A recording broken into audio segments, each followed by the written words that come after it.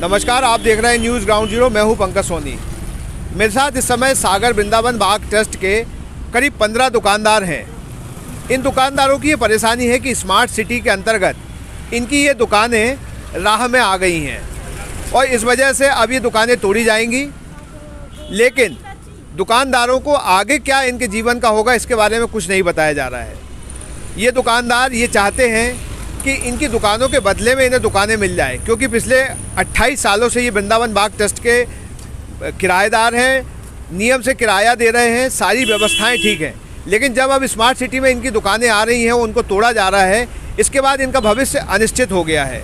आगे क्या करें, इसकी राह कोई सुझा नहीं रहा है। जब ये लोग कलेक्टर से मिलते हैं तो उनका कहना है कि आप तो 3 दिनों में दुकानें तोड़ दीजिए।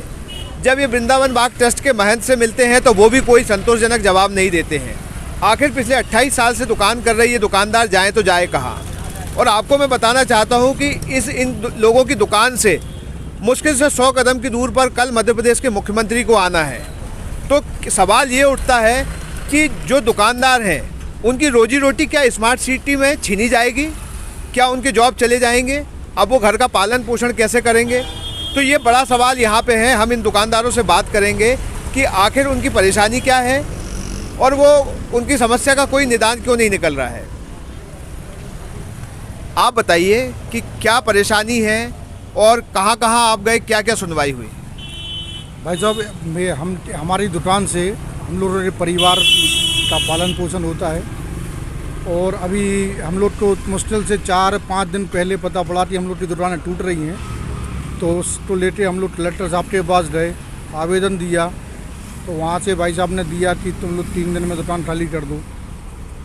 तो हम लोग के पास भी समय कम था, उस वजह से हम लोग ने थोड़े से उसमें प्रेशर में आके आधी दुकानों का सामान भी शिफ्ट किया है, परंतु वो स्थायी व्यवस्था के लिए कोई तैयार नहीं है। नहीं, आप देखिए सारी व्यवस्थाएं तो सही करके रखे हैं। दुकानें आपके पास 28 साल से थी, अब जब हट रहा है तो क्या आपकी व्यवस्था नहीं होनी चाहिए थी? होनी चाहिए थी ना, वही तो नहीं हो पा रही भाई। तो हम लोग ये चाह रहे हैं कि वृंदावन की बाजू में ज़मीन डली है, आप वो भी दिखाइए। उसमें चाहे तो हम लोग को अस्थायी व्यवस्था हो सकती है, जिससे हम लोग का परिवार तो कम से कम पालन पोषण हो सके। अगर मान लो आज टूटती है या कुछ होता है तो हम लोग कहाँ जाएंगे? और उसका कोई कंपेंसेशन मतलब कोई व्यवस्था ऐसी नहीं रखी है मानते नहीं, तो जो जिससे हम लोग पीछे दे दें कि चलो तुम लोग अभी सामान वहाँ शिफ्ट कर लो। सामान की भी समस्या है, इतना सामान है दुकान का, घर में कहाँ सामान रखेंगे? और बहुत बड़ी समस्या ये आ रही है भाई साहब कि हम लोग वर्तमान में कहाँ जाएंगे? आप ये बताइए कि जो महंत हैं मूल रूप से तो उनको कहीं ना कहीं इस बात का ध्यान रखना चाहिए कि आप अच्छे किराएदार रहे हैं, तो आने वाले दिनों में चूंकि ज़मीनें भी ट्रस्ट के पास हैं तो व्यवस्था की जा सकती है। तो क्या वो आपकी सुन नहीं रहे? बिल्कुल भाई साहब, की जा सकती है व्यवस्था। इधर बाजू ही में 8 एकड़ करीब जगह डली हुई है, लेकिन उनका कहना ये है कि जैसा शासन बोलेगा अभी तो आप वो करो। अभी उनका संतोषजनक जवाब हम लोग के पास नहीं है। तो हम लोग उनसे बोल रहे हैं कि आप हम लोग को अस्थायी निर्माण का दे दो। हम लोग वहाँ अपने पर्सनली उससे लगाए ले रहे हैं चद्दर वगैरह, और बाकी उसमें दुकानदारी स्टार्ट कर लेंगे। क्योंकि भाई साहब इधर वर्षों हो गए हम लोग को, 25-28 साल से कम कोई व्यापारी नहीं है। तो आप देखो कि यहाँ पे हम लोग मार्केट से भी टूट रहे हैं। मार्केट से इसलिए टूट रहे हैं कि हम लोग जो माल बुलाते हैं वो इधर हम लोग अपने ग्राहकों को देते हैं। अब इधर से हम जाएंगे तो हमें उधारी नहीं मिलेगी मार्केट की, ना ही हम दे पाएंगे, तो बाजार चोर अलग बनेंगे। ये है भाई साहब। तो हम लोगों का सबसे निवेदन है कि विकास में अपन अवरुद्ध नहीं कर रहे हैं, सिर्फ ये है कि हम लोग की व्यवस्था करवा दी जाए, ये अपना निवेदन है सब। नहीं तो स्मार्ट सिटी जब सड़क बना रही है, लोगों की दीवार बना के दे रही, बहुत कुछ दे रही है, तो यहाँ सारे लोग मिलके आपकी व्यवस्था क्यों नहीं करते या क्यों करना नहीं चाहिए उन्हें? अब ये कलेक्टर साहब के पास जाओ तो वो बोलते महंती जी और आपका मैटर है। हमने महंती जी को नोटिस दे रखे हैं, आप महंती जी से समझो कि वो कहाँ। बोले मैं तो 3 दिन में कर दूंगा जो करना है मेरे को, मेरी तरफ से। अब महंती जी बताएं आपकी कि आपका वो महंती जी का क्या है। तो महंती जी के पास जाते हैं तो कुछ मतलब एक तो मिलते नहीं हैं, मिलते हैं तो वो संतोषजनक उत्तर नहीं रहता। अच्छा, मुख्यमंत्री जी यहाँ से मुश्किल से 100 कदम की दूरी पे सामने उनका पंडाल लगा हुआ, वहाँ आ रहे हैं। स्मार्ट सिटी में आपके जॉब जा रहे हैं, आपको क्या लग रहा है कि ऐसे विकास में जहां आपका ध्यान नहीं रखा जा रहा सिर्फ इस बात पे कि तोड़ दिया जाए, बस आगे क्यों नहीं जोड़ भी तो दिया जाए विकास से फिर कहीं आपको? सर हम लोग जो है पहले से ही इस रोड के लिए समर्थक रहे हैं। अब हम लोगों का जो सबसे बड़ी समस्या है कि जो दुकान जा रही है, इसके लिए हम लोगों ने पहले से ही प्रशासन का सहयोग किया है। माननीय कलेक्टर महोदय ने बोला 5 तक खाली कर दो, तो हम लोगों ने अपने शेड निकाल के पूरी दुकानें खाली कर दी हैं। हम लोग का निवेदन ये है इस माध्यम से कि जो दुकानें टूट रही हैं, तो इससे 12 फुट पीछे हॉल है।